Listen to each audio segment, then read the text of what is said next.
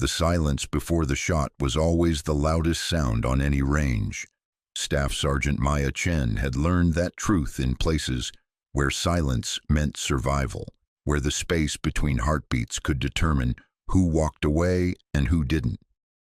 Now, standing at the edge of the Marine Corps training facility at Quantico, watching a line of fresh-faced recruits argue over who had the best equipment, she almost smiled. They had no idea what real quiet sounded like or what it cost. The morning Virginia air was thick with humidity and the sharp scent of gun oil. Brass casings from the previous day's training glittered in the grass like fallen stars.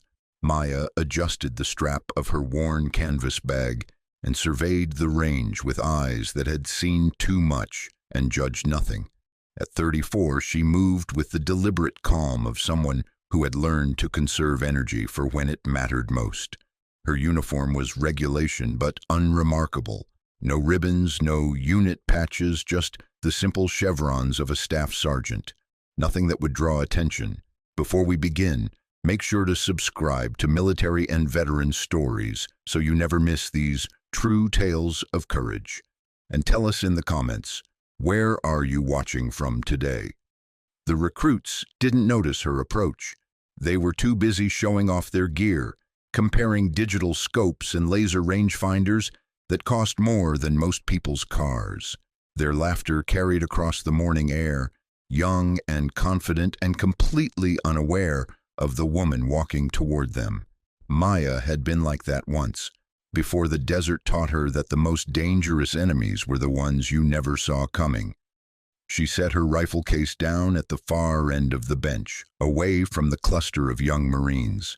The case itself was a relic, black leather worn white at the edges, held together with electrical tape and stubborn pride. When she opened it, the rifle inside looked like it belonged in a museum. The scope was scratched, the stock was faded, and there was a piece of green tape holding one corner of the lens mount in place. Next to the gleaming weapons around her, it looked like something pulled from a junkyard. "You sure you're not lost, ma'am?" The voice belonged to a lance corporal with perfect posture and equipment that still had the tags on it. "This isn't the antique show." The laughter rippled through the group like a stone thrown into still water. Maya didn't respond. She never did, not to that kind of noise. Instead, she lifted her rifle with the same care a surgeon might handle a scalpel, checking the action with movements so fluid they looked choreographed. Every motion was precise, practiced, the kind of muscle memory that came from years of repetition under conditions where a mistake meant more than embarrassment. The Marine Range Officer, Gunnery Sergeant Torres, approached with a clipboard and barely concealed irritation. It was 0700 hours on a Monday, and he had better things to do than babysit whatever joke the Pentagon had sent him this time. "You Chen?" he asked, not bothering to hide his skepticism. "Yes, Gunny," Maya replied, her voice carrying the slight accent of someone who had learned English as a second language but spoke it better than most natives. Torres glanced at his paperwork, then at her ancient rifle. "Says here you're supposed to evaluate our new marksmanship protocols." He made it sound like she was there to judge a bake-off. "You do realize these kids have been training with the most advanced systems the Corps has ever fielded?" Maya nodded once. "I'm sure they have." The recruits were listening now, their conversation dying as they caught fragments of the exchange. One of them, a cocky private first class named Rodriguez, elbowed his buddy and grinned. "Bet she doesn't even know how to use the new digital windage calculators." Another added, "My grandmother has a scope like that in her garage." Maya heard every word. She always did, but she'd learned long ago that the loudest voices usually belonged to people who'd never had to whisper for their lives. She finished her rifle check and looked toward the flags at the far end of the range. The fabric hung limp in the still air, but she could feel the subtle shift in pressure that meant wind was coming. Her eyes, dark brown and steady as bedrock, scanned the tree line beyond the targets. Old habits. Always know your environment, always have an exit strategy, always assume someone is watching. The paranoia that had kept her alive in places whose names were still classified. Gunnery Sergeant Torres cleared his throat. "All right, people, listen up. This is Staff Sergeant Chen. She's here from..." He glanced at his paperwork again, frowning. "Training and Doctrine Command. She'll be observing today's qualification course." "Observing," Rodriguez muttered under his breath. "Right." Maya pulled a small notebook from her pocket and began writing. Her handwriting was neat, precise. Each letter formed with the same deliberate care she brought to everything else. She noted the wind direction, the temperature, the way the morning light was hitting the targets. Details that most people would miss. Patterns that could mean the difference between success and failure. "Ma'am," called out another recruit, his tone walking the fine line between respect and mockery. "You ever fire one of these new systems? They're computer-controlled. You just point and shoot." Maya looked up from her notebook. For just a moment, something flickered behind her calm exterior, a shadow of memory, a ghost of who she used to be. Then it was gone, replaced by the same patient silence she'd maintained all morning. "I've fired a few rifles in my time," she said quietly. The recruits exchanged glances. There was something about her tone, something that didn't quite match the modest words.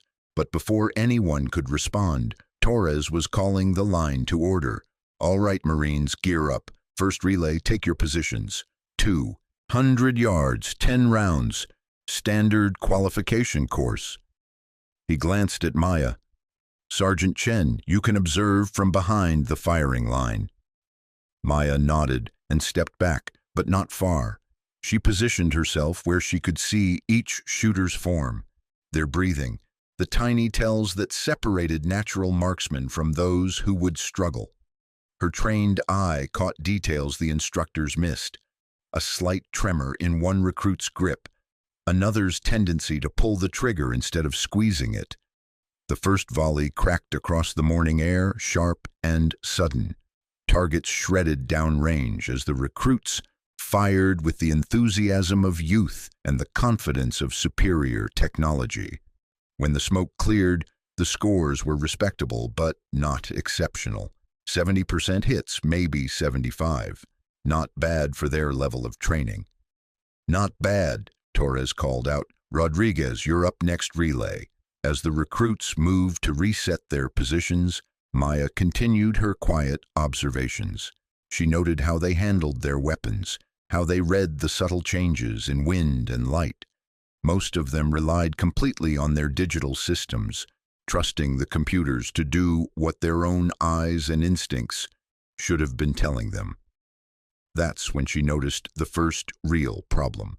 The wind flags at the far end of the range had started to flutter, just slightly, but enough to affect bullet trajectory at longer distances. None of the recruits had noticed. They were too focused on their screens, too dependent on technology that couldn't feel the shift in air pressure or sense the thermal currents rising from the warming earth. Maya made another note in her book. Then she glanced at her own rifle, still lying quietly in its case. The weapon that had earned her a different name in a different life, when precision wasn't just about scores on a target, but about bringing people home alive. She hadn't planned to shoot today. She was here to observe, to evaluate, to compile a report that would probably disappear into some Pentagon filing system. But watching these young Marines struggle with basics that should have been instinctive made something stir inside her, a restlessness that she'd tried to bury along with everything else from her previous life. "Second relay, ready on the line," Torres called. Maya closed her notebook and looked at the ancient rifle resting in its worn case. For just a moment, she let herself remember what it felt like to be someone else entirely, someone whose shots never missed and whose presence on a battlefield could turn the tide of entire engagements. The wind picked up slightly, setting the flags dancing in a pattern she could read like a familiar book. Her fingers twitched almost imperceptibly, muscle memory responding to environmental cues she'd trained herself to recognize. Maybe it was time to remind these young Marines what their equipment was supposed to help them become. And maybe it was time to remind herself why she'd picked up a rifle in the first place. The silence before the shot was always the loudest sound on any range. Staff Sergeant Maya Chen had learned that truth in places where silence meant survival, where the space between heartbeats could determine who walked away and who didn't. Now, standing at the edge of the Marine Corps training facility at Quantico, watching a line of fresh-faced recruits argue over who had the best equipment, she almost smiled. They had no idea what real quiet sounded like or what it cost. The morning Virginia air was thick with humidity and the sharp scent of gun oil. Brass casings from the previous day's training glittered in the grass like fallen stars. Maya adjusted the strap of her worn canvas bag and surveyed the range with eyes that had seen too much and judged nothing. At 34, she moved with the deliberate calm of someone who had learned to conserve energy for when it mattered most. Her uniform was regulation but unremarkable. No ribbons, no unit patches, just the simple chevrons of a staff sergeant. Nothing that would draw attention. Before we begin, make sure to subscribe to Military and Veteran Stories so you never miss these true tales of courage. And tell us in the comments, where are you watching from today? The recruits didn't notice her approach. They were too busy showing off their gear, comparing digital scopes and laser rangefinders that cost more than most people's cars. Their laughter carried across the morning air, young and confident and completely unaware of the woman walking toward them. Maya had been like that once, before the desert taught her that the most dangerous enemies were the ones you never saw coming. She set her rifle case down at the far end of the bench, away from the cluster of young Marines. The case itself was a relic, black leather worn white at the edges, held together with electrical tape and stubborn pride. When she opened it, the rifle inside looked like it belonged in a museum. The scope was scratched, the stock was faded, and there was a piece of green tape holding one corner of the lens mount in place. Next to the gleaming weapons around her, it looked like something pulled from a junkyard. "You sure you're not lost, ma'am?" The voice belonged to a lance corporal with perfect posture and equipment that still had the tags on it. "This isn't the antique show." The laughter rippled through the group like a stone thrown into still water. Maya didn't respond. She never did, not to that kind of noise. Instead, she lifted her rifle with the same care a surgeon might handle a scalpel, checking the action with movements so fluid they looked choreographed.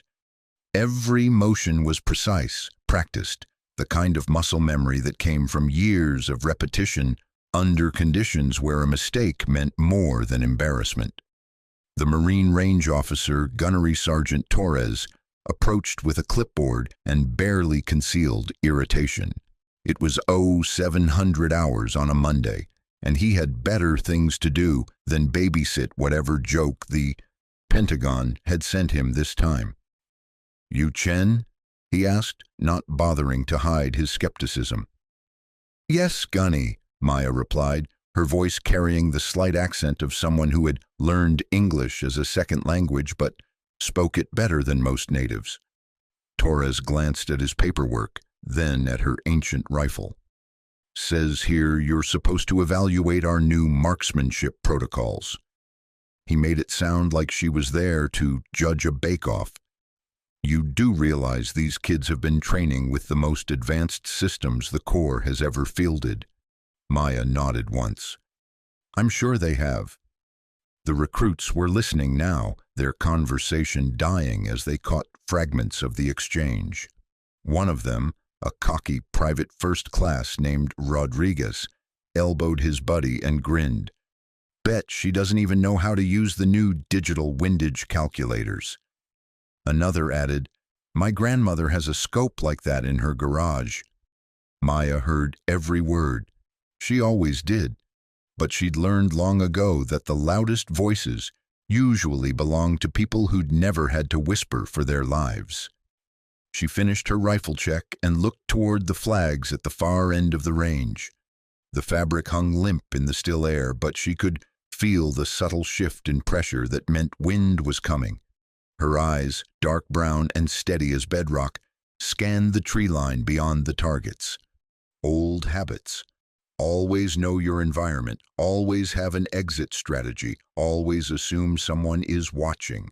The paranoia that had kept her alive in places whose names were still classified.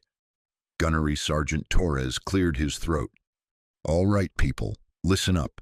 This is Staff Sergeant Chen. She's here from... He glanced at his paperwork again, frowning. Training and Doctrine Command. She'll be observing today's qualification course. Observing, Rodriguez muttered under his breath. Right. Maya pulled a small notebook from her pocket and began writing. Her handwriting was neat, precise. Each letter formed with the same deliberate care she brought to everything else. She noted the wind direction, the temperature, the way the morning light was hitting the targets, details that most people would miss, patterns that could mean the difference between success and failure. "Ma'am," called out another recruit, his tone walking the fine line between respect and mockery. "You ever fire one of these new systems? They're computer-controlled. You just point and shoot." Maya looked up from her notebook. For just a moment, something flickered behind her calm exterior, a shadow of memory, a ghost of who she used to be. Then it was gone, replaced by the same patient silence she'd maintained all morning. "I've fired a few rifles in my time," she said quietly. The recruits exchanged glances. There was something about her tone, something that didn't quite match the modest words. But before anyone could respond, Torres was calling the line to order. "All right, Marines, gear up. First relay, take your positions. 200 yards, 10 rounds. Standard qualification course." He glanced at Maya. "Sergeant Chen, you can observe from behind the firing line." Maya nodded and stepped back, but not far. She positioned herself where she could see each shooter's form, their breathing, the tiny tells that separated natural marksmen from those who would struggle. Her trained eye caught details the instructors missed. A slight tremor in one recruit's grip, another's tendency to pull the trigger instead of squeezing it.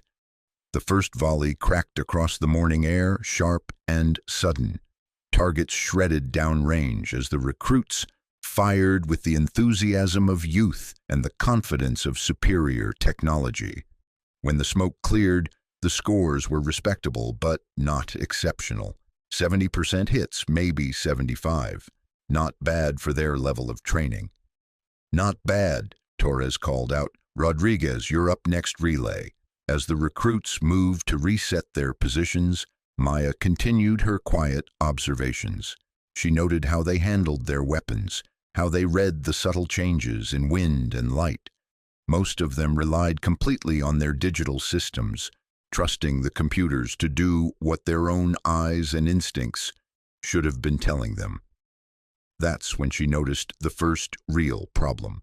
The wind flags at the far end of the range had started to flutter, just slightly, but enough to affect bullet trajectory at longer distances. None of the recruits had noticed. They were too focused on their screens, too dependent on technology that couldn't feel the shift in air pressure or sense the thermal currents rising from the warming earth. Maya made another note in her book. Then she glanced at her own rifle, still lying quietly in its case. The weapon that had earned her a different name in a different life, when precision wasn't just about scores on a target, but about bringing people home alive. She hadn't planned to shoot today. She was here to observe, to evaluate, to compile a report that would probably disappear into some Pentagon filing system. But watching these young Marines struggle with basics that should have been instinctive made something stir inside her, a restlessness that she'd tried to bury along with everything else from her previous life. "Second relay, ready on the line," Torres called. Maya closed her notebook and looked at the ancient rifle resting in its worn case.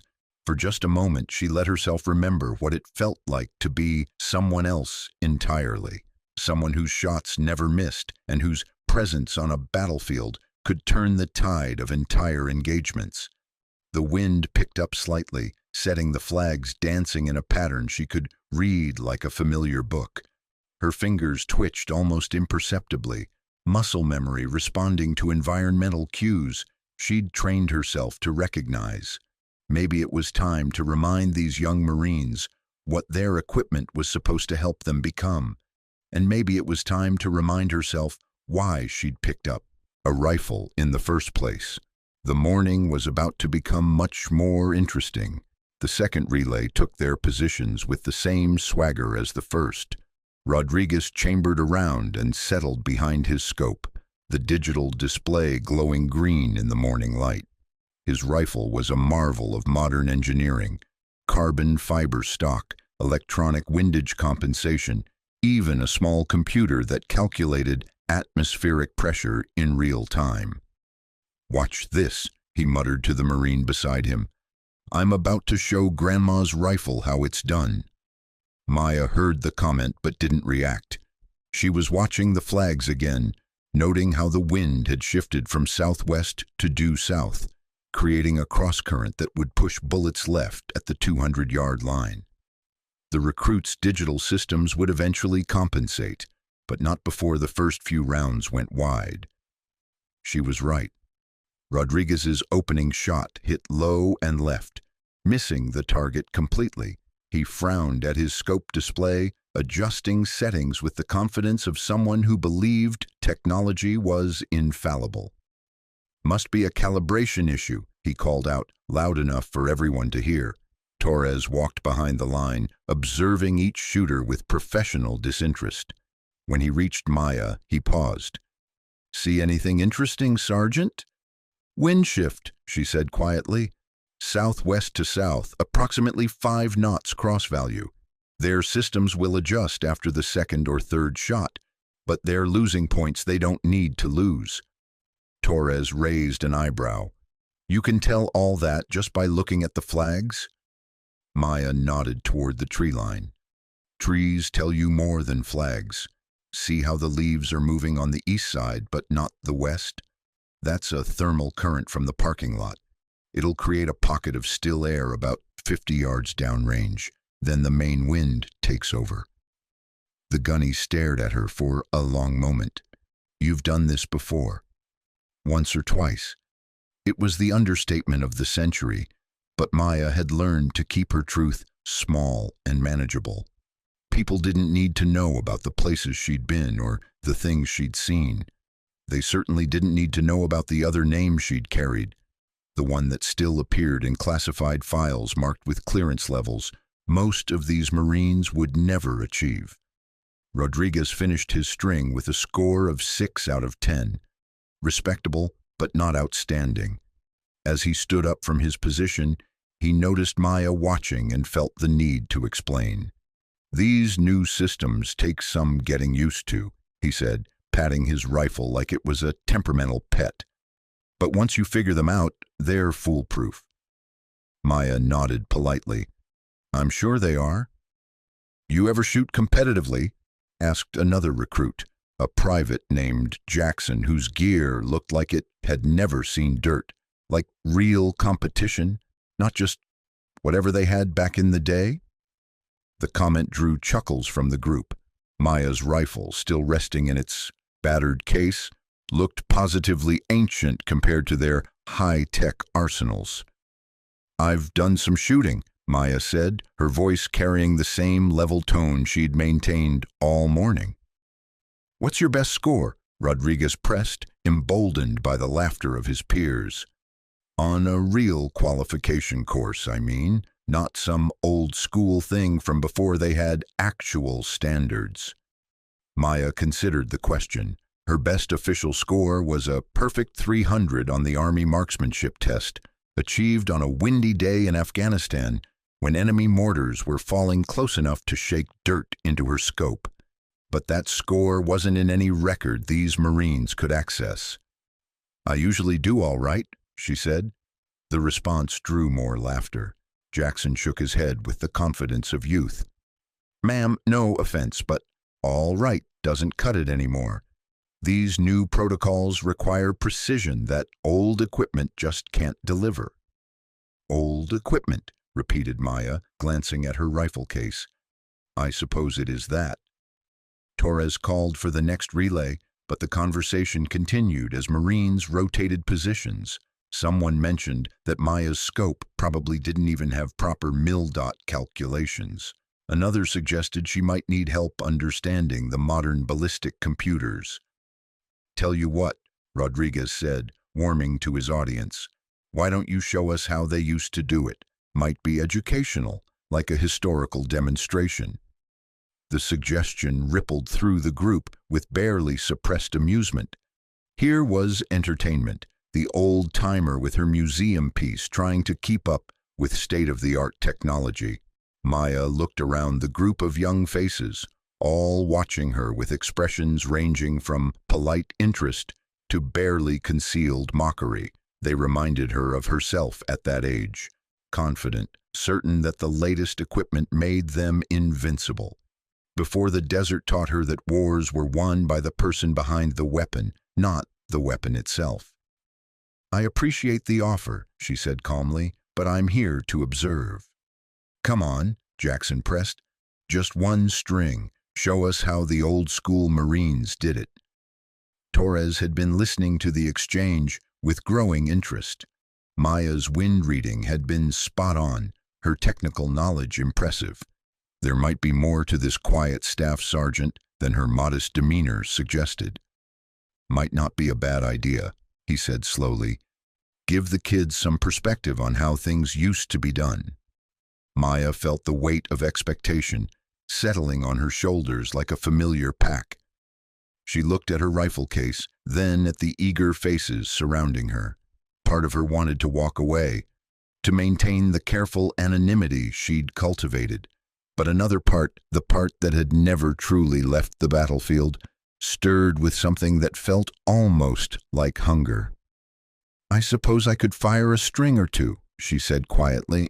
The cheers that followed were patronizing, the kind of encouragement adults gave to children attempting tasks out beyond their abilities. Rodriguez clapped his hands together. "Excellent! This should be fun." Maya opened her rifle case and lifted out her weapon with the same careful reverence a priest might handle a relic. The rifle was old but immaculately maintained. Every surface had been cleaned until it gleamed, despite the scratches and wear marks that spoke of hard use. As she assembled her shooting position, the recruits gathered behind her, whispering observations and making quiet bets. Someone mentioned that her bipod looked like it came from World War II. Another wondered aloud if her scope even had proper adjustment knobs. Maya heard it all and said nothing. She'd learned long ago that the loudest opinions usually came from people with the least experience. Instead, she focused on her preparations, moving through a ritual that had become as natural as breathing. Check the chamber, adjust the stock, set the bipod. Each movement was deliberate, economical, precise. No wasted motion, no uncertainty. The kind of confidence that came from having performed the same actions under conditions where hesitation meant death.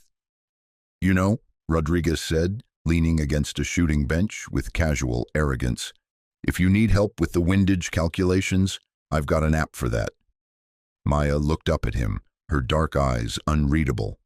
"Thank you. I think I'll manage." She settled behind her rifle and immediately noticed something the digital systems had missed. The atmospheric pressure was dropping, just slightly, but enough to affect bullet trajectory at longer ranges. Her internal barometer, calibrated by years of experience, told her exactly how much to compensate. The wind had shifted again too, creating a complex pattern of currents that would challenge even experienced marksmen. Maya read it all instinctively, her mind calculating trajectories and corrections with the speed of a supercomputer. Torres called the line to order. "Staff Sergeant Chen, you're up. 10 rounds, 200 yards, standard qualification course." Maya nodded and chambered her first round. The brass was hand-loaded, each cartridge crafted with the precision of a jeweler setting diamonds. Through her scope, the targets looked crisp and clear despite the lens scratches that had drawn so much mockery.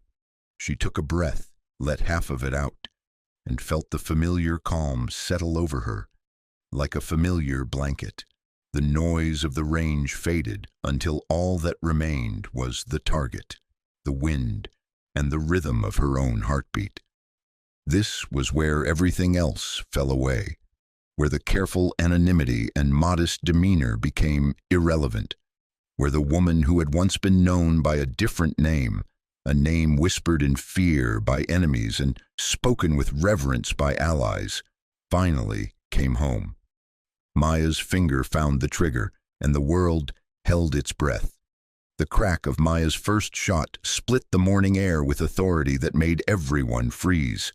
It wasn't the sharp bark of the modern rifles that recruits had been firing. This was deeper, more resonant, the sound of serious power controlled by steady hands. "Downrange," the spotter called out in a voice tinged with surprise. "10 ring, dead center." Rodriguez blinked. "Lucky shot." Maya didn't respond. She was already calculating her second shot, reading micro changes in wind direction that her ancient scope somehow revealed with perfect clarity. The digital displays around her showed atmospheric data in precise numbers, but numbers couldn't tell you about the way morning thermals behave differently than afternoon currents, or how concrete absorbed heat differently than grass. Her second shot landed beside the first, creating a neat pair of holes that looked like they'd been punched by a machine. "Another 10, the spotter called, disbelief creeping into his voice. The recruits stopped their quiet chatter. Even Torres moved closer, his professional interest awakened by something he couldn't quite identify. Maya's shooting position was textbook perfect, but more than that, it was natural, like she'd been born behind a rifle scope. Third shot, fourth, fifth. Each round landed with mechanical precision, creating a cluster that could be covered by a quarter. The recruits were silent now, watching with the fascination of witnesses to something they didn't understand but couldn't ignore. "How's she doing that?" Jackson whispered to Rodriguez. "That scope looks like it came from a pawn shop." Rodriguez had no answer. His expensive digital system had given him a score of 6 out of 10, while this woman with her museum piece was shooting like she was part of the rifle itself. Maya continued her string without pause, each shot flowing seamlessly into the next. Her breathing was controlled, metronomic. Her finger moved on the trigger with the precision of a Swiss watch. Most remarkably, she never looked at any wind indicators or atmospheric displays. She simply felt the conditions and adjusted accordingly. Sixth shot, seventh, eighth. The group downrange was so tight it looked like the work of a precision machine rather than a human being. That's when Torres noticed something that made his blood run cold. Maya's shooting jacket had ridden up slightly, revealing a small portion of her left shoulder. There, barely visible beneath the fabric, was the edge of what looked like a tattoo. Dark lines that formed part of a pattern he'd seen before but couldn't quite place. Ninth shot landed with the same impossible precision as the others. Maya shifted slightly, and her jacket moved again. This time Torres caught a glimpse of more of the tattoo, the curved body of a snake, rendered in stark black ink with military precision. His stomach tightened. He'd seen that symbol before in classified briefings about special operations units that officially didn't exist. Units whose members were recruited from the very best marksmen in all branches of the military, and then made to disappear from normal records. "Final shot," he called out, his voice slightly strained. Maya's 10th round completed the group with the same mathematical precision as the others. When the smoke cleared, 10 holes clustered within a space smaller than a silver dollar at 200 yards, with equipment that looked like it belonged in a military museum. "Perfect score," the spotter announced in a stunned voice. "Clean sweep, all 10s." The silence that followed was profound. The same recruits who had been joking about historical demonstrations now stared at Maya with expressions ranging from confusion to awe. Rodriguez's mouth hung slightly open, his expensive rifle suddenly feeling like a toy in his hands. Maya stood and began cleaning her rifle with the same methodical care she'd shown in setting up. Her movements were automatic, practiced, the muscle memory of someone who had performed this ritual thousands of times under conditions far more demanding than a peaceful Virginia morning. "Ma'am," Torres said carefully, "that's some impressive shooting." Maya looked up from her cleaning rod. "Thank you, Gunny. Mind if I ask where you learned to shoot like that?" The question hung in the air while Maya considered her answer. She could tell them about Fort Bragg, about the advanced marksmanship course that had first revealed her natural ability. She could mention the Army Sniper School where she'd graduated at the top of her class despite being one of only 3 women in the program. But that would lead to other questions about other schools and other units, about the selection process for a program so classified that its existence was denied by official channels, about the missions that had taken her to places that didn't appear on any map, where her rifle had been the difference between success and catastrophe. "Various places," she said finally. "You pick things up over time." Torres wasn't satisfied with the answer, but something in Maya's tone suggested that pushing for details wouldn't be productive. Instead, he watched as she packed her rifle with the same care a violinist might show a Stradivarius. Rodriguez finally found his voice. "That equipment, it's really that accurate?" Maya paused in her packing. "It's not about the equipment." "What do you mean?" She looked at him with eyes that seemed older than her years. "Your rifle shoots better than you do. All of your rifles do. The technology is impressive, but technology can't teach you to read wind or understand ballistics. It can't give you the discipline to control your breathing or the patience to wait for the right moment." Jackson shifted uncomfortably. "But the computers calculate all that automatically." "What happens when the computers fail?" Maya asked quietly. "What happens when you're operating outside the parameters of your programming? What happens when you need to make a shot that the manuals say is impossible?" The recruits exchanged glances, suddenly aware that their confidence in technology might be misplaced. Maya's questions carried the weight of experience, the kind that came from facing situations where failure wasn't just embarrassing, it was lethal. Torres studied Maya's face, looking for clues to the mystery she represented.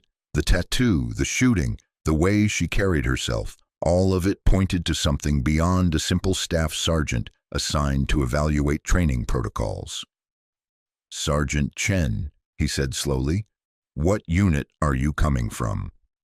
Maya finished packing her rifle and closed the case with a soft click. "Training and Doctrine Command, like the paperwork says." Before that, the question created a tension that everyone on the range could feel. Maya stood in the center of it, calm as always, but there was something different about her now, a hint of the steel beneath the surface. "I've been around," she said finally. It wasn't an answer, but it was all she was going to give. Torres recognized the tone of someone accustomed to keeping secrets, the careful deflection of a professional who had operated in worlds where loose tongues cost lives. As Maya walked away from the firing line, the recruits watched her go with new eyes. The woman they had mocked an hour earlier had just demonstrated a level of marksmanship that made their best efforts look amateurish. Rodriguez looked at his expensive rifle, then at the target's downrange where Maya's impossibly tight group still served as evidence of her skill. "Who the hell is she?" he whispered. Jackson shook his head slowly. "I don't know. But I don't think she's just here to evaluate training protocols." Torres remained silent, but his mind was racing. The tattoo, the shooting, the way Maya deflected questions about her background, all of it suggested someone with a past far more interesting than her modest rank and current assignment would indicate. As the morning progressed and regular training resumed, the recruits couldn't shake the image of Maya's perfect shooting. They found themselves questioning their reliance on technology, wondering if they had missed something fundamental in their training. Maya, meanwhile, returned to her observation post and continued taking notes as if nothing had happened. But those who watched carefully noticed that she seemed more alert now, more engaged. The demonstration had awakened something in her, a part of herself she had been keeping carefully buried. The morning was far from over, and everyone on the range sensed that they had seen only a glimpse of what Staff Sergeant Maya Chen was capable of. The real test was yet to come. The crack of distant gunfire cut through the afternoon heat like a blade through silk. It wasn't the controlled rhythm of range practice. This was rapid, desperate, the unmistakable sound of a firefight in progress. Maya's head snapped up from her notebook, every muscle in her body instantly alert. 20 years of combat experience had taught her to distinguish between training noise and the real thing. This was real. The radio on Torres's belt crackled to life with urgent static. "Base control, this is Recon Team Charlie. We are taking effective fire from unknown hostiles. Grid reference 287459. Multiple casualties. Request immediate support." "Say again." "We are under attack." The voice belonged to Staff Sergeant Williams, a veteran Marine leading a routine patrol exercise in the wooded training area 3 miles north of the range. What should have been a simple navigation drill had just turned into something far more dangerous. Torres keyed his radio immediately.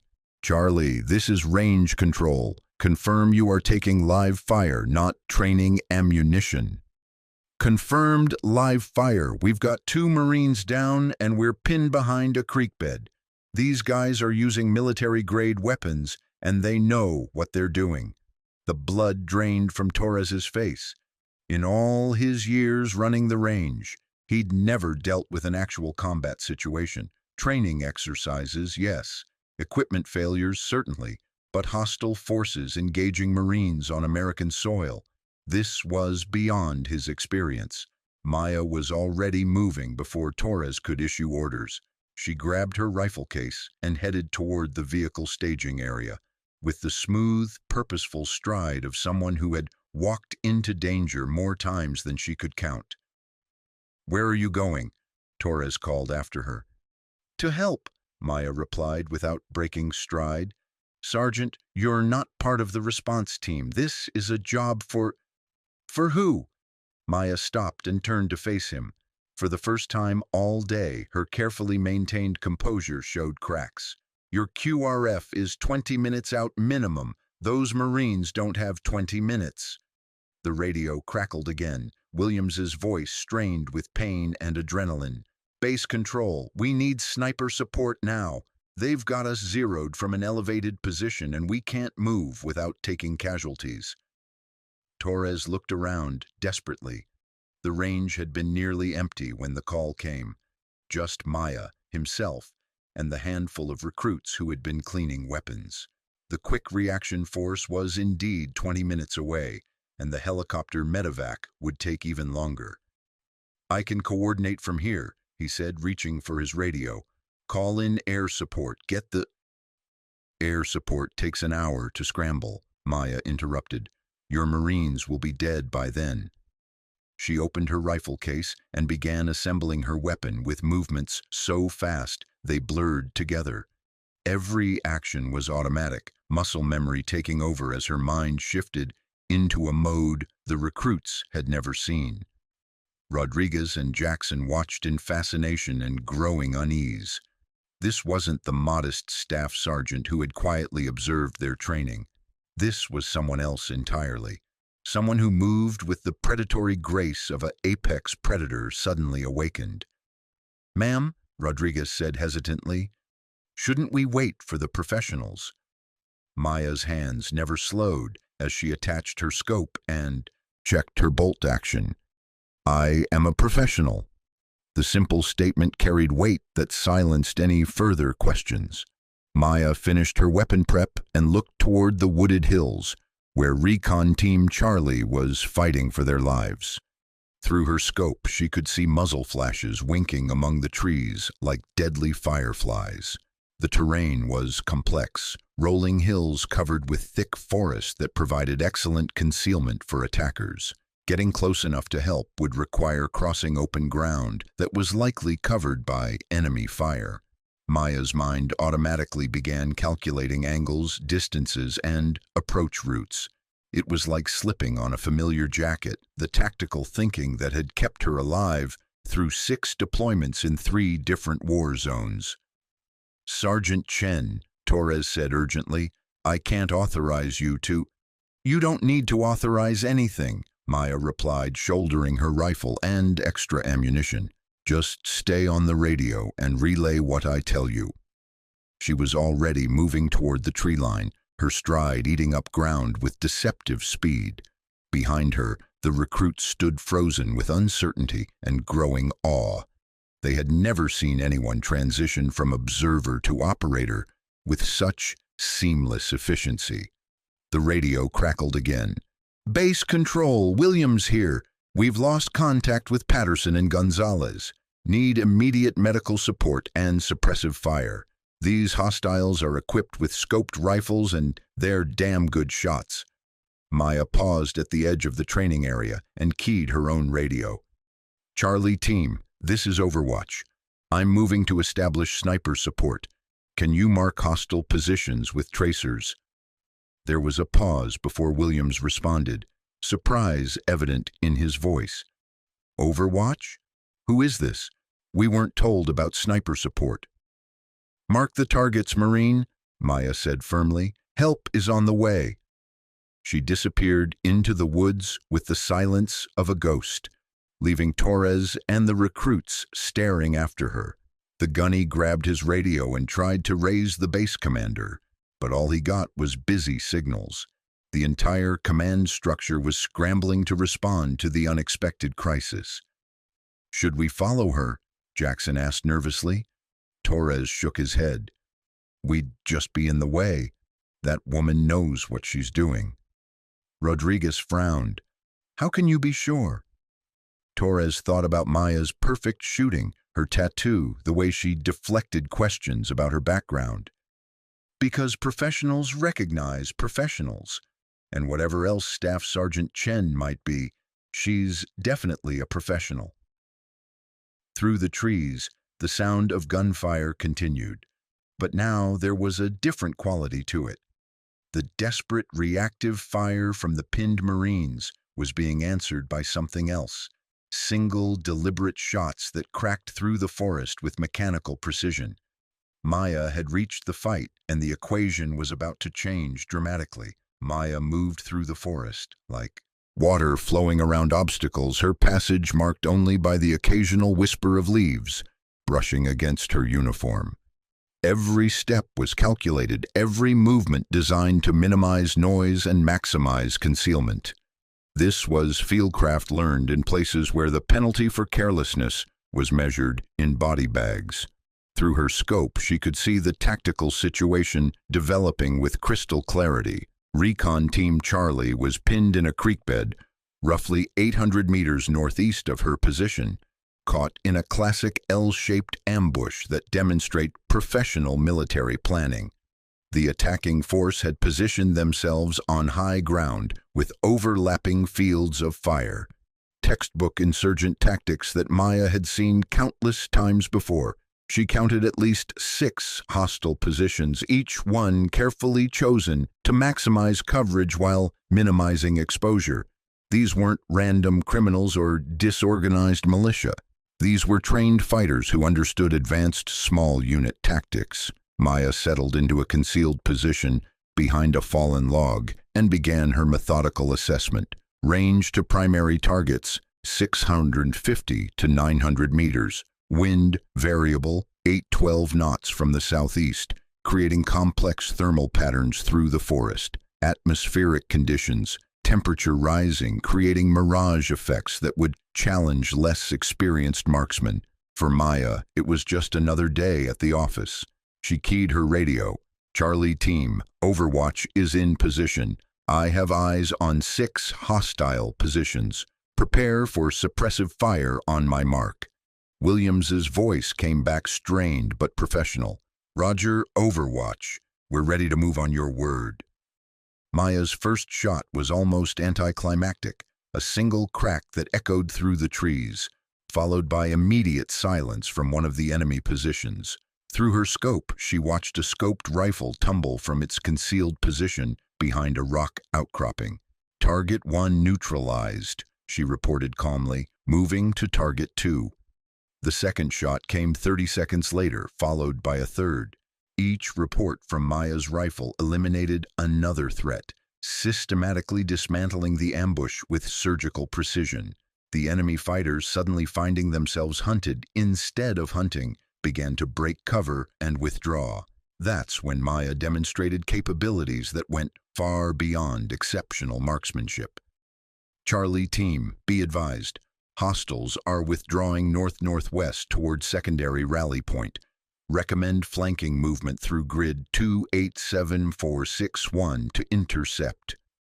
Williams paused in his movement. The tactical advice was sound, but how could an unknown sniper positioned hundreds of meters away have such a detailed knowledge of enemy movement patterns? Overwatch, how are you tracking their movement? We don't have eyes on their withdrawal route. Maya's response was matter of fact. Standard insurgent tactics, probable ex-military training. They'll use the ridgeline for concealment, then extract via the logging road. Approximately 1,200 meters north of your position. If you move now, you can cut them off. The precision of her tactical analysis sent chills down Williams's spine. This wasn't guesswork or lucky speculation. This was the kind of detailed battlefield intelligence that came from years of experience fighting exactly this type of enemy. Back at the range, Torres was monitoring the radio traffic with growing amazement. Maya's calm, professional communication style sounded like something from a special operations frequency, not a staff sergeant evaluating training protocols. Who is she talking to? Rodriguez asked, listening to the one-sided conversation. Recon Team Charlie, Torres replied, but his voice carried doubt. Maya was providing tactical guidance with an authority that suggested extensive command experience in actual combat operations. The radio crackled again. Overwatch, this is Charlie Team. We've secured the area and are pursuing the hostiles as advised. Your fire support was exceptional. There was something in Williams's tone, a combination of gratitude and curiosity that suggested he was beginning to wonder about their mysterious sniper support. Maya's voice remained professionally neutral. Glad I could help, Marines. Recommend medical evacuation for your casualties and a thorough sweep of the area. These fighters were well-equipped and well-trained. This wasn't a random encounter. Copy that, Overwatch. Command is going to want a full debrief. Can you? Negative, Maya interrupted smoothly. I'm returning to base. Charlie Team did good work today. The radio went silent, leaving Torres and the recruits to stare at each other in bewilderment. 20 minutes ago, Maya had been quietly observing their training. Now she had single-handedly broken up an armed attack on U.S. Marines with a level of skill that defied explanation. Jackson found his voice first. How did she know all that tactical stuff? Torres didn't answer immediately. He was thinking about Maya's shooting demonstration, her deflection of questions about her background, and now this display of combat expertise that seemed far beyond anything a typical staff sergeant would possess. The radio crackled one more time. "Base control, this is Williams. That's sniper support." "Who was that?" "We've never seen shooting like that, and the tactical knowledge was unusual." Torres keyed his radio carefully. "That's classified for now, Charlie Team. Focus on your casualties and extraction." It wasn't true, but it was the only answer that made sense.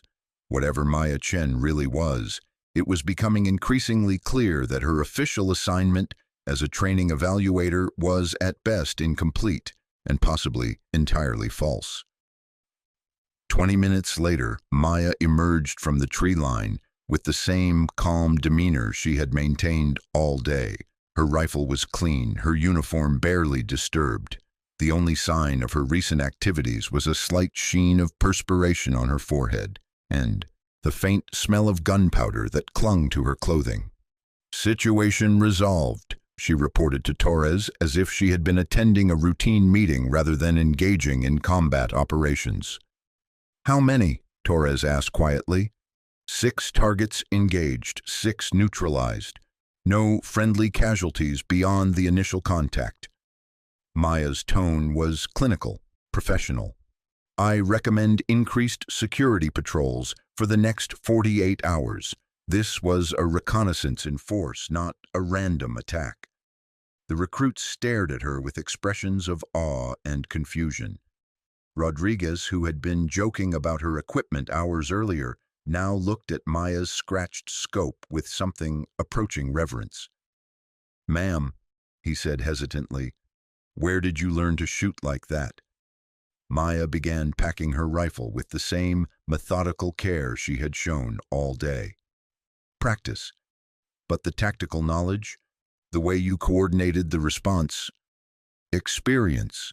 Her answers were polite but final, leaving no room for further questions. But the damage was done. The modest staff sergeant who had arrived that morning to evaluate training protocols had revealed capabilities that belonged in a very different category of military professional. Torres watched Maya secure her equipment, his mind racing through possibilities. Special Forces, Delta Force, some classified unit that operated so far off the books that even its existence was compartmentalized. "Sergeant Chen," he said carefully, "I think we need to talk." Maya looked up at him with those calm, dark eyes that seemed to see everything and judge nothing. "About what, Gunny?" "About who you really are." For just a moment something flickered behind Maya's composed exterior, a shadow of memory, a ghost of another identity. Then it was gone, replaced by the same professional mask she had worn all day. "I'm exactly who my paperwork says I am," she said quietly. "Nothing more, nothing less." But nobody on that range believed her anymore. Whatever Staff Sergeant Maya Chen's official story might be, the truth was clearly far more complex and infinitely more dangerous. The afternoon sun cast long shadows across the range as a convoy of black SUVs rolled through the main gate, their tinted windows reflecting the Virginia landscape like dark mirrors. The vehicles moved with the purposeful precision of a military formation, drawing the attention of everyone on the base. Maya was cleaning her rifle for the 3rd time when she noticed the approaching vehicles. Her hands never paused in their methodical work, but something in her posture shifted, a subtle tension that spoke of old instincts awakening. Torres watched the convoy with growing unease.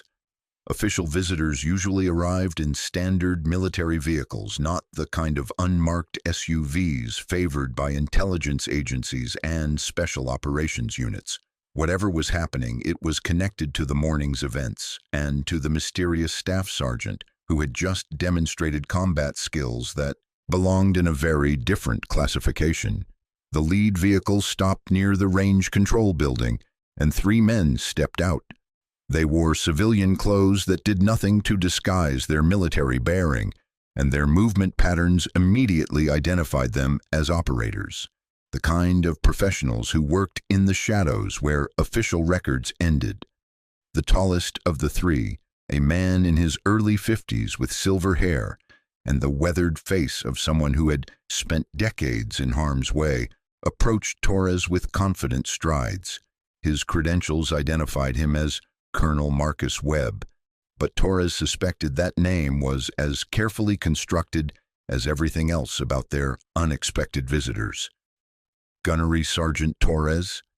Webb's voice carried the authority of someone accustomed to asking questions and receiving immediate answers. I understand you had some excitement here today. Torres straightened instinctively. Yes, sir. Recon Team Charlie came under attack during a training exercise. We received sniper support from... He paused, suddenly uncertain how to describe Maya's role in the day's events. From Staff Sergeant Chen, Webb finished. Yes, we're aware of her involvement. The casual way he said Maya's name sent a chill down Torres's spine. These men hadn't arrived by coincidence. They had come specifically because of her actions. Maya appeared at Torres's shoulder with the silent approach that had characterized all her movements. She acknowledged Webb with a slight nod that somehow managed to convey both respect and wariness. Colonel, she said simply. Webb studied her for a long moment, his expression unreadable. It's been a while, Maya. The use of her first name created an atmosphere of tension that everyone on the range could feel. The recruits who had been observing the exchange suddenly found themselves witnessing something far beyond their clearance level. Yes, it has, Maya replied, her tone carefully neutral. Webb gestured toward her rifle case. Still using the old Remington 700? It still works? I imagine it does. Webb's smile carried no warmth. May I? Maya hesitated for just a moment, then opened her case and removed the rifle. Webb handled the weapon with the familiarity of someone who understood its true capabilities, his fingers tracing the stock in action with professional appreciation. Custom trigger work, he noted. Match-grade barrel. This isn't standard military issue. No, Maya agreed. It's not. Webb closed the bolt and sighted down the barrel, noting the scope's clear optics despite its worn exterior. This is the rifle that made the Kandahar shots. The statement landed like a physical blow. Torres felt his stomach drop as pieces of a puzzle he hadn't realized he was solving suddenly clicked into place. The Kandahar shots were legendary in military sniper circles, a series of long-range eliminations that had broken a Taliban siege and saved an entire outpost. The shooter had been identified only by call sign in the classified after-action reports. Maya said nothing, but her silence was confirmation enough. Rodriguez, who had been listening to the exchange with growing amazement, found his voice. Ma'am, what's your call sign? Webb answered before Maya could respond. Viper 01 to be precise. The name hit the assembled Marines like a thunderclap. Every serious student of military marksmanship knew the Viper call sign, even if the identity behind it remained classified. Viper 01 was more than just an exceptional sniper. She was a legend, the ghost who had operated in the darkest corners of the war on terror for over a decade. Jackson's mouth fell open. You're actually... She's the reason a lot of good Marines came home alive, Webb said firmly, including some who never knew she was watching over them. Torres felt the world shift around him as he processed the revelation. The modest staff sergeant who had arrived that morning to evaluate training protocols was actually one of the most accomplished snipers in military history. Her official assignment was either an elaborate cover story or a punishment detail for someone who had asked too many questions. The tattoo, he said suddenly, remembering the glimpse of ink he had seen on Maya's shoulder. The Viper.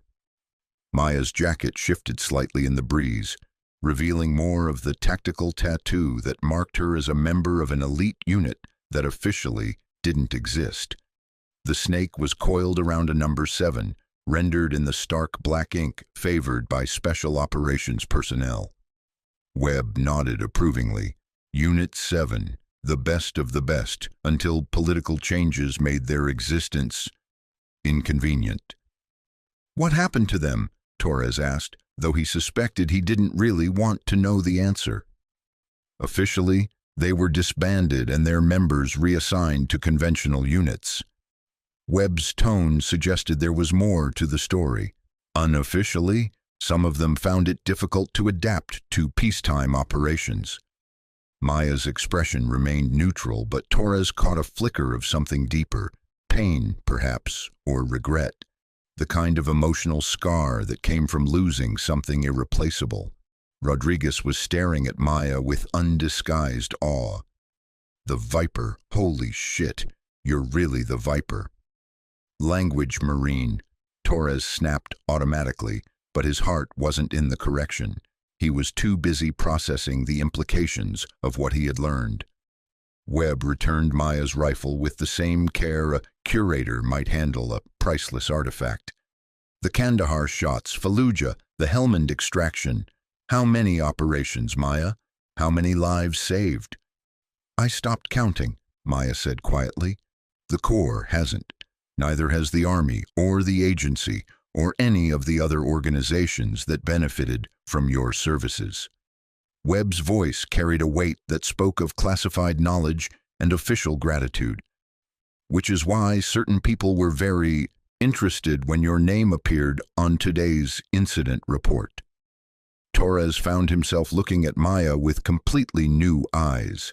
Every aspect of her behavior throughout the day, the precision, the calm under pressure, the tactical knowledge, suddenly made perfect sense. She wasn't pretending to be something she wasn't. She was carefully concealing something she had been. "Sergeant Chen," he said formally, "I apologize for any misunderstanding about your qualifications." Maya actually smiled at that, the first genuine expression of amusement he had seen from her all day. "No apology necessary, Gunny. You couldn't have known." Webb glanced around the range, taking note of the stunned recruits and the evidence of Maya's morning demonstration. "I trust there were no problems with the training evaluation?" "No problems at all," Torres replied carefully. "In fact, I think we learned quite a lot about the importance of fundamentals over technology." "Good."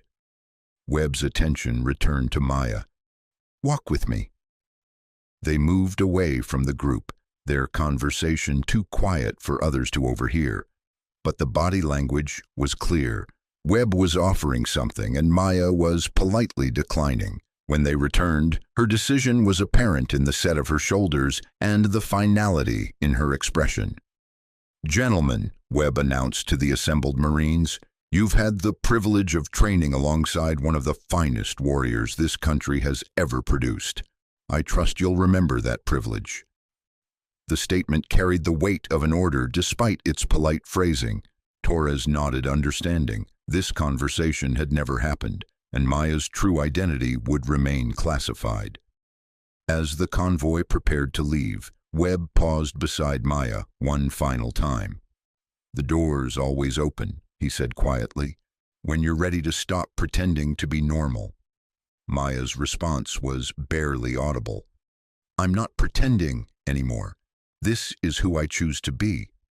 Webb studied her face for a long moment, then nodded with something that might have been respect. "Then I suppose we'll have to settle for knowing you're out here, keeping the next generation sharp." The black SUVs departed as quietly as they had arrived, leaving behind a range full of Marines who suddenly understood they had spent the day in the presence of living legend. The modest staff sergeant with the worn equipment had revealed herself to be something far more significant. A warrior whose reputation was whispered in the halls of the Pentagon, and whose skills had shaped the outcome of conflicts in places most people couldn't pronounce. Maya returned to packing her equipment with the same methodical care she had shown all day. But now every movement carried different weight, every gesture resonating with the knowledge of who she truly was. The afternoon was far from over, but everything had changed. The woman they had mocked that morning was no longer a mystery. She was a legend, and legends commanded a very different kind of respect. The silence that followed Webb's departure was profound, broken only by the whisper of wind through the trees and the distant hum of base operations.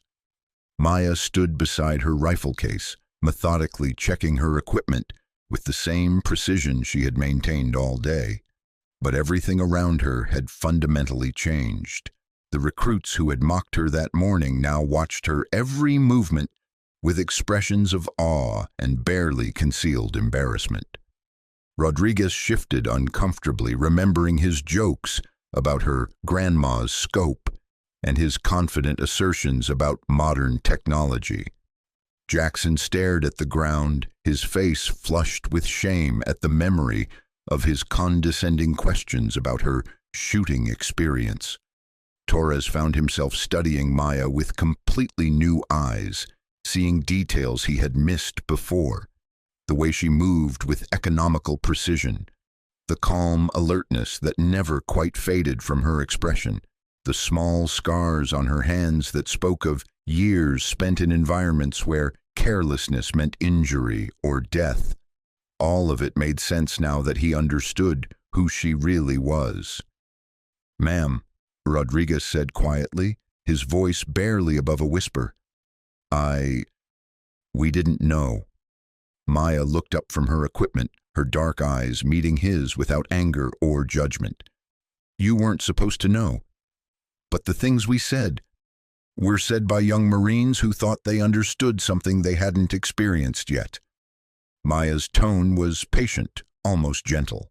"I've heard worse from people who did know better." The kindness in her response somehow made the shame worse. Rodriguez felt his throat tighten as he processed the magnitude of his earlier disrespect. This woman had risked her life countless times to protect Marines just like him, and he had treated her like an incompetent amateur. Jackson stepped forward hesitantly. "Ma'am, I need to apologize. The way we acted was unacceptable." Maya shook her head slightly. "Apologies aren't necessary. You learned something today. That's what matters." But Torres could see that the recruits weren't satisfied with simple forgiveness. They had been confronted with the reality of their own ignorance and arrogance, and the weight of that realization was settling heavily on their shoulders. That's when something remarkable happened.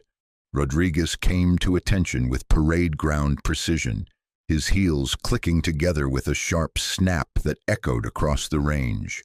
His right hand rose in a crisp salute, held steady and unwavering despite the tremor in his voice.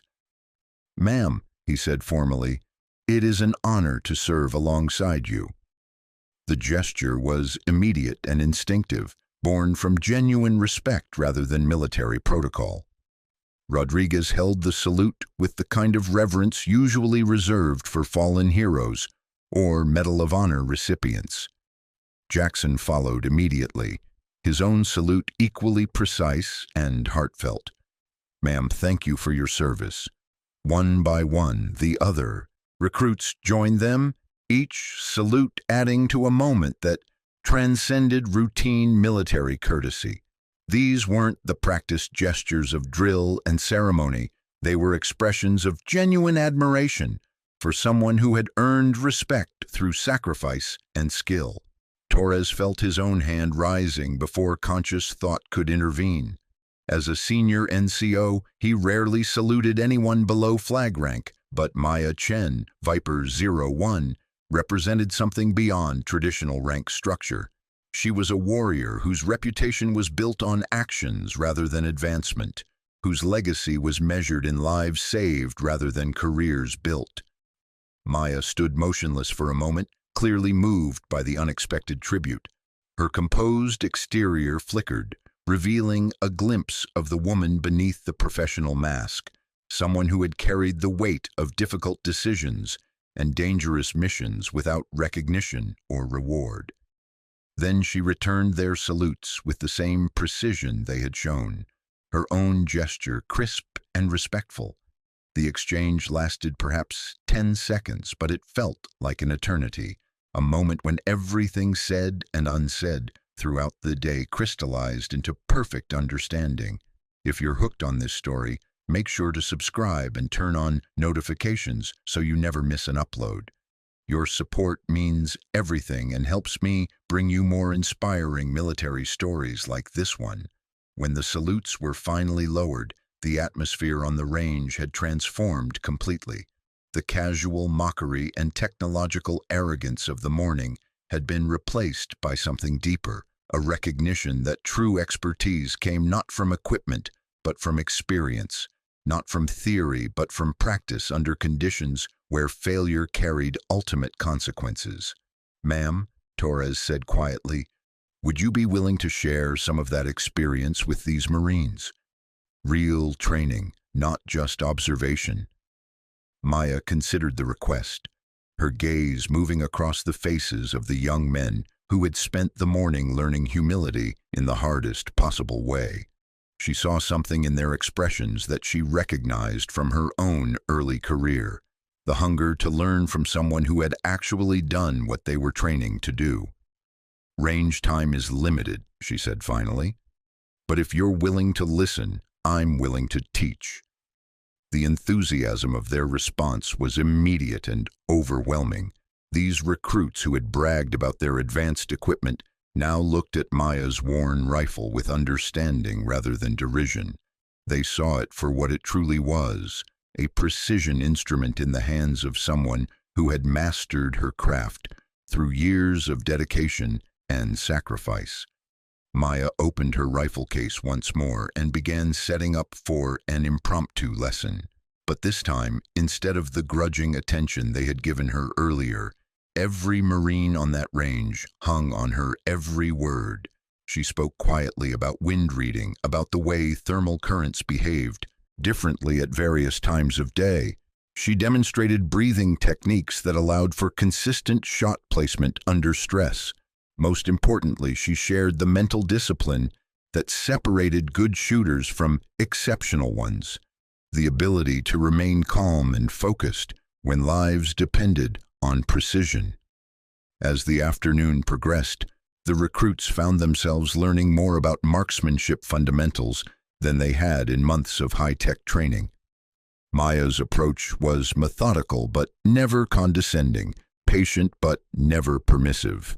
She demanded excellence while acknowledging the reality that true expertise took years to develop. Rodriguez, who had struggled with consistency despite his expensive equipment, found himself shooting better groups than he had ever achieved. Under Maya's guidance, he learned to read environmental conditions instinctively rather than relying entirely on digital displays. Jackson discovered that his fundamental shooting position had been subtly flawed for months, a problem that no amount of technology could compensate for. Maya's correction was simple but transformative, turning him from an adequate marksman into someone with genuine potential. As the sun began to set over the Virginia hills, painting the range in golden light, the transformation was complete. The arrogant recruits who had mocked Maya's equipment that morning had become respectful students, eager to absorb whatever knowledge she was willing to share. But the most significant change was in Maya herself. The careful anonymity she had maintained for months was gone, replaced by something that looked almost like contentment. For the first time since her reassignment from active special operations, she was using her skills to build something positive, rather than simply hiding from her past. The recognition she had received from her fellow Marines wasn't about rank or position. It was about respect earned through competence and character. It was the kind of tribute that couldn't be mandated or manufactured, the spontaneous acknowledgement of excellence by those qualified to recognize it. As the training session wound down, Maya packed her equipment with the same methodical care she had shown all day. But now every Marine on that range understood the true value of what they had witnessed. Not just exceptional shooting, but the intersection of skill, experience, and character that defined a true professional. The legend of Viper 01 was no longer a mystery to them. She was real. She was among them, and she had chosen to share her knowledge with the next generation of warriors. It was a privilege none of them would ever forget. As the impromptu training session concluded and the recruits began securing their equipment, a familiar figure approached from the direction of the base headquarters. Colonel James Morrison, the installation commander, walked across the range with the measured stride of someone accustomed to absolute authority within his domain. Morrison was old-school military, West Point graduate, infantry officer, decorated veteran with 3 combat deployments. At 52, he carried himself with the confidence of a man who had earned his position through competence and dedication. He was also someone who believed firmly in chain of command, proper procedures, and the importance of following established protocols. The reports reaching his office throughout the afternoon had been increasingly disturbing. An unauthorized engagement with hostile forces, a staff sergeant operating outside her assigned duties, civilian contractors making tactical decisions that should have been left to properly designated response teams. It was exactly the kind of irregular situation that Morrison's orderly mind found intolerable. Torres noticed the colonel's approach and called the range to attention. "Officer on deck." The Marines snapped to attention with parade ground precision. But Maya simply stood and faced Morrison with calm professionalism. She didn't come to attention, technically as a staff sergeant. She outranked some of the recruits, but was nowhere near the colonel's level in the chain of command. Morrison's gaze swept over the assembled group before settling on Maya with barely concealed irritation. "Staff Sergeant Chen, I presume?" "Yes, sir." "I understand you took it upon yourself to engage in unauthorized combat operations today." Morrison's tone was clipped, formal, the voice of a superior officer delivering a reprimand to a subordinate who had overstepped her bounds. Maya's response was equally formal. "I provided support to Marines under fire, sir." Support that was neither requested nor authorized by proper command channels. Morrison clasped his hands behind his back, a gesture that emphasized his authority. "You are assigned to training evaluation, Sergeant, not tactical operations." The confrontation was exactly what Torres had feared. Morrison was a good officer, but he was also a stickler for protocol who had no context for understanding what Maya truly represented. To him, she was simply a staff sergeant who had violated procedure and needed to be corrected. "Sir," Maya said carefully, "with respect, Marines were taking casualties. The situation required immediate response." Morrison's expression hardened. "The situation required following proper command procedures. We have designated response teams, authorized sniper support, and established protocols for exactly these circumstances." Rodriguez felt his stomach clench as he watched the exchange. The colonel was treating Maya like any other junior NCO who had exceeded her authority, completely unaware that he was dressing down one of the most accomplished special operations veterans in military history. "Your response was reckless and potentially dangerous," Morrison continued. "Unauthorized personnel operating in a combat zone creates confusion and compromises command and control." Maya accepted the criticism, without visible reaction, but Torres could see the tension in her shoulders. She was being lectured about tactical operations by someone whose combat experience, while genuine, was limited to conventional operations with full command support and established logistics. Furthermore, Morrison added. I understand you've been conducting unauthorized training sessions with recruits who are supposed to be following established curricula. Jackson couldn't remain silent any longer. Sir, with respect, Sergeant Chen was— Did I ask for your input, Private? Morrison's voice cut across Jackson's protest like a blade. No, sir. Then keep your mouth shut. The colonel returned his attention to Maya, clearly building toward a formal reprimand that would go in her permanent record. Staff Sergeant Chen, your actions today demonstrated a fundamental disregard for military discipline and proper procedure. I'm recommending you for counseling and possible disciplinary action. The words hung in the air like a physical weight. Here was a decorated colonel, a good officer by any reasonable measure, delivering what he believed was appropriate correction to a subordinate who had overstepped her bounds.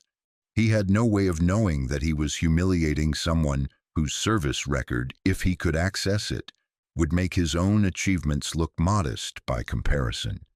That's when Torres made a decision that would define the rest of his career. Sir, he said quietly, perhaps we should discuss Staff Sergeant Chen's qualifications in private. Morrison turned his glare toward the gunny. Her qualifications are irrelevant, Sergeant. This is about following orders and respecting chain of command. Yes, sir, but— Are you questioning my judgment, Gunnery Sergeant? Torres felt sweat beading on his forehead. Contradicting a colonel was career suicide, but allowing Morrison to continue his public humiliation of Maya felt like a betrayal of everything the Corps stood for. Before Torres could respond, Maya stepped forward slightly. Sir, Gunnery Sergeant Torres is correct. Perhaps we should discuss this privately.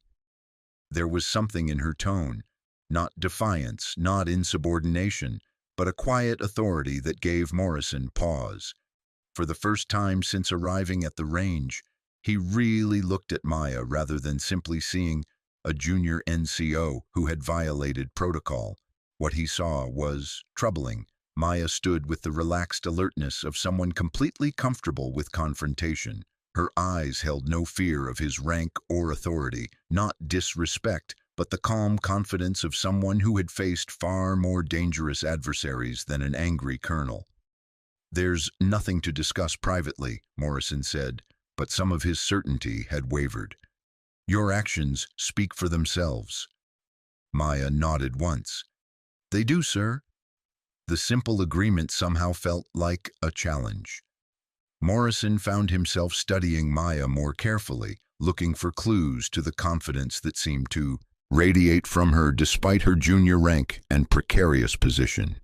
That's when he noticed the same details that had caught Torres's attention earlier. The scars on her hands, the way she carried herself, the quality of alertness that spoke of extensive combat experience. Morrison had seen that look before, in special operations personnel whose backgrounds were so classified that even their presence was compartmentalized. Sergeant Chen, he said slowly, what unit are you transferring from? Training and Doctrine Command, sir. Before that, Maya's pause was almost imperceptible. Various assignments, sir. It was a non-answer, the kind of careful deflection that Morrison had encountered when dealing with personnel whose records were locked behind security classifications he didn't possess. The realization that there might be more to Maya than her apparent rank and assignment began to gnaw at his certainty. Sir, Torres said carefully, Staff Sergeant Chen's background is unique. Perhaps a private conversation would be appropriate. Morrison looked between Torres and Maya, sensing undercurrents he didn't understand. His instincts, sharpened by years of command, told him there was something significant he was missing. Very well, he said finally. Sergeant Chen, my office. Gunnery Sergeant Torres, you as well. As the three of them walked toward the headquarters building, Rodriguez and the other recruits watched with expressions of anxiety and confusion. They had just witnessed their colonel treating a living legend like an insubordinate junior NCO, and the disconnect was almost painful to observe. "Should we do something?" Jackson whispered. Rodriguez shook his head slowly. "I think Torres is handling it." But privately he wondered if anyone could handle the collision between Morrison's rigid adherence to protocol and the reality of who Maya Chen truly was. Some truths were too large for normal procedures to contain. 20 minutes later, Colonel Morrison emerged from his office, looking like a man who had just